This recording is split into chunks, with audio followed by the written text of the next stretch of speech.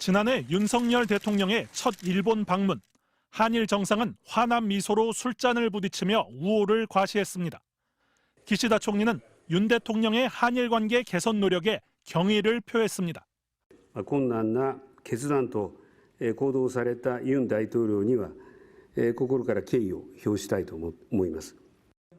일본도 놀란 윤 대통령 결단의 시작은 최대 쟁점이었던 강제징용 피해자 배상 문제. 일본 피고 기업이 아닌 한국재단이 배상을 대신한다는 제3자 변제안을 내놨습니다. 사과도 없는데 면죄부를 주냐는 비판 여론엔 사과 한 번 더 받는 게 무슨 의미냐고 답했습니다. 일본은 이미 수십 차례에 걸쳐 우리에게 과거사 문제에 대해 반성과 사과를 표한 바 있습니다. 원전 오염수 방출 문제로 궁지에 몰렸을 때도 주변국 모두 반발했지만 우리 정부는 침묵했습니다. 가장 최근엔 일제의 강제 동원 사실이 적시되지 않았는데도 일본 사도강산의 세계문화유산 등재에 찬성해줬습니다. 정부는 이렇게 우리가 먼저 손을 내밀면 일본도 화답할 거라고 얘기해왔습니다. 물컵에 물이 절반 이상은 찼다고 생각을 합니다. 그리고 앞으로 이어질 일본의 성의 있는 호응에 따라서 그 물컵은 더 채워질 것으로 기대를 합니다. 기대처럼 일본도 호응했을까? 정부는 경제 분야에서 지난해 일본의 수출 규제가 해제된 걸 대표적 성과로 꼽지만 이미 우리 기업들이 공급망을 다변화한 뒤라 영향은 크지 않다는 게 대체적 평가입니다. 한미일 군사안보 협력 강화는 정부가 내세우는 핵심 성과지만 동시에 중국과의 관계 경색과 지정학적 위기고조 우려를 불러왔다는 반론도 있습니다. 기시다는 그걸 성과라고 얘기할 수 있는 거죠.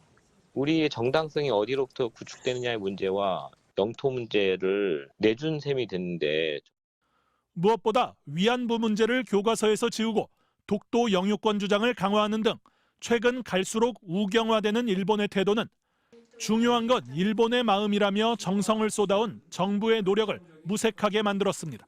MBC 뉴스 조이명입니다.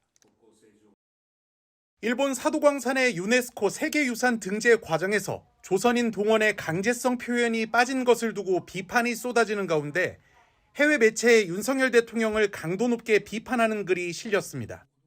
미국 외교 전문지 디플로매트는 7일 외부 필진 기고 형태로 실린 한국의 지지 아래 세계유산으로 지정된 일본의 사도광산이라는 제목의 기사에서 한일 양국은 세계유산의 외교적, 역사적 의미를 심각하게 왜곡해 사도광산의 어두운 면을 은폐하고 있다고 지적했습니다. 이어 일본 입장에서 사도광산은 일본의 전통적 정부와 문화, 사회의 마지막 시대였던 과거를 보여주는 소중한 유산이라면서도 당시 이 광산은 조선인의 강제 노동에 의존하고 있었으며 그 수가 1,500명에 달할 것으로 추정된다고 짚었습니다. 또 일본 정부가 약속한 조선인 노동자 상설 전시관이 한국인들의 분노를 일으켰다며 전시관이 걸어서 이동하기에 너무 멀고 강제 노동에 대한 언급 없이 법과 규정에 따라 조선인이 일했다는 식의 표현을 사용하고 있다고 꼬집었습니다. 일본은 아베 이후 기시다 내각에 이르기까지 일본의 역사를 합리화하고 아름다운 일본을 선전하는 수정주의적 민족주의 신조를 채택하고 있는데 사도광산의 세계유산 등재 역시 그 일환이라는 겁니다.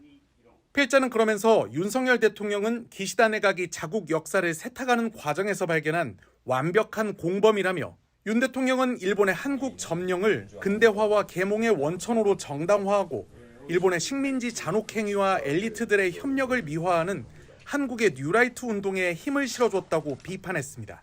또 윤 대통령은 이미 한국 독립운동가들의 유산을 말살시키고 식민지 협력자들의 열렬한 반공주의를 강조하는 뉴라이트 인사들로 행정부를 채웠다며 이는 오늘날 한국의 보수주의를 지탱하고 있는 한국 엘리트들의 친일 부역과 광복 이후 이들이 정부를 장악한 연대기를 은폐하기 위한 것이라고 분석했습니다.